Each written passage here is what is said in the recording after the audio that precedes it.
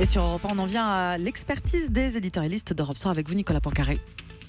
Les éditorialistes avec Natacha Polony pour la politique, Nicolas Bétou de l'opinion pour l'économie et François Clémenceau du Journal du Dimanche pour l'actualité internationale. On commence avec vous, Natacha, et avec ce livre dont tout le monde parle ce matin, Aquilino Morel, qui est dans tous les journaux pour la sortie de son livre, L'abdication.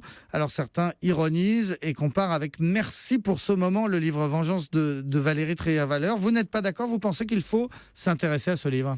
Oui, alors évidemment, la petite musique qu'on entend partout, c'est celle-là, un livre de vengeance. Et en plus, il rate son objet puisque François Hollande s'est retiré de lui-même. C'est trop tard.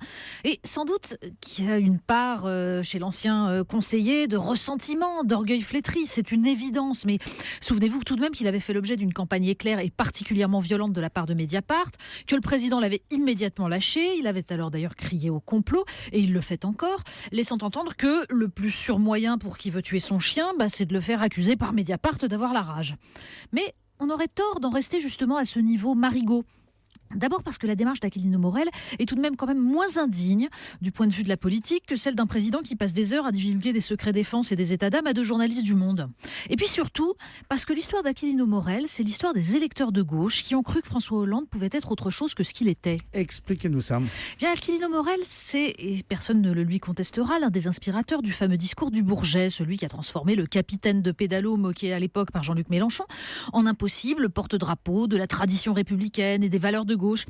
Lui qui savait pourtant que François Hollande avait défendu toute sa vie des options libérales, qu'il les avait même développées dans un livre publié sous pseudonyme en 1984, La gauche bouge. Aquilino Morel, il est à François Hollande ce qu'Henri Guénaud fut à Nicolas Sarkozy. Tous deux venaient d'un courant souverainiste, critique de l'Europe libérale, conscient que l'abandon de toute volonté politique des dirigeants français les condamnait à accepter la liquidation du pays. Et tous deux ont cru qu'il suffisait de mettre leurs mots dans la bouche d'un homme sans colonne vertébrale apparente pour le transformer en acte. Ce faisant, ils ont abîmé leurs mots et creusé un peu plus la fracture entre les citoyens et ces dirigeants qui les trahissent toujours. Non, on pourrait ajouter d'ailleurs que tous deux aussi, je crois, ont des origines populaires, ce qui est assez rare dans la classe politique, Henri Guénaud comme Aquilino Morel. Mais à quoi ça sert de revenir là-dessus aujourd'hui? Est-ce que ce livre n'arrive pas trop tard, puisque vous l'avez dit, Hollande s'est retiré? Ça sert pour l'histoire d'abord. Ça sert à comprendre comment la France a pu en arriver là. Depuis 1995, à chaque élection présidentielle, les Français expriment leur envie de voir des dirigeants sortir de l'acceptation résignée de l'ordre supposé des choses. Ils demandent qu'on les protège, qu'on définanciarise l'économie. Et chaque fois, ceux qu'ils élisent renoncent. Alors, on me dira peut-être parce que ce n'est pas possible. Mais non, c'est parce que ces politiques élus ne veulent pas assumer les conséquences, la réprobation du fameux cercle de la raison.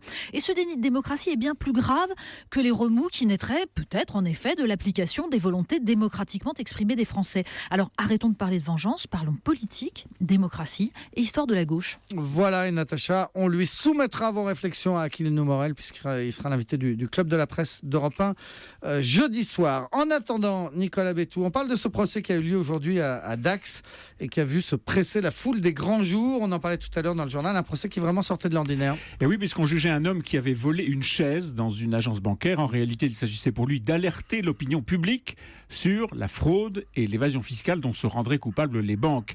Et ils sont plusieurs militants à avoir lancé les mêmes actions dans plusieurs banques en 2015, avec pour mot d'ordre « Rendez l'argent, on rendra les chaises ». Alors qu'est-ce qui vous frappe, Nicolas, dans ce procès? Eh bien, c'est que pas moins de 5 candidats anciens ou actuels à l'élection présidentielle française se sont mobilisés pour soutenir les voleurs de chaises.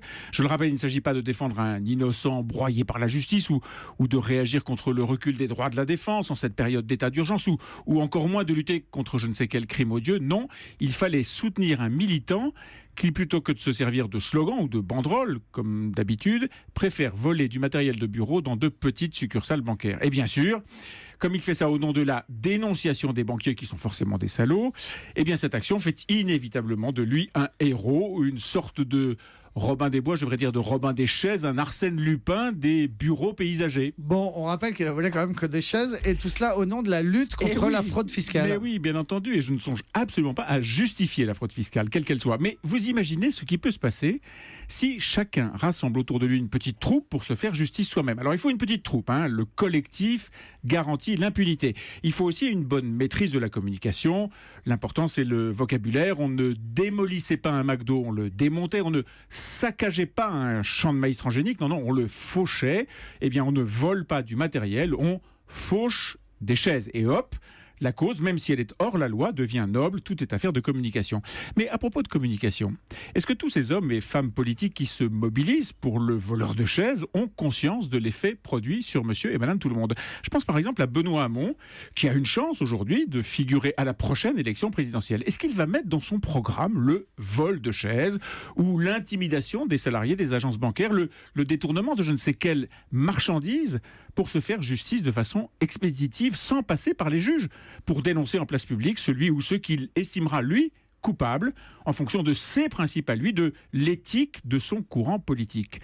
Pardon, mais je trouve que dans un état de droit, venant de personnalités politiques de ce niveau, eh bien cette instrumentalisation de la justice médiatique est extrêmement préoccupante. Voilà ce que vous nous dites. Mais j'ai pas bien compris, vous trouvez ça grave ou pas sur le fond de voler une chaise? Un peu grave quand même. Je trouve ça un peu grave de se servir de ça et d'embrigader les politiques pour en faire une cause nationale qui, au fond, bafoue la loi. Voilà ce que vous vouliez nous dire ce soir, Nicolas Bétour. On en vient à l'étranger avec vous, François Clémenceau, et à la mort de l'ancien président iranien Rafsanjani. Il s'est éteint hier à l'âge de 82 ans. C'était le parrain de ce qu'on appelle là-bas en Iran les modérés au sein de la République islamique.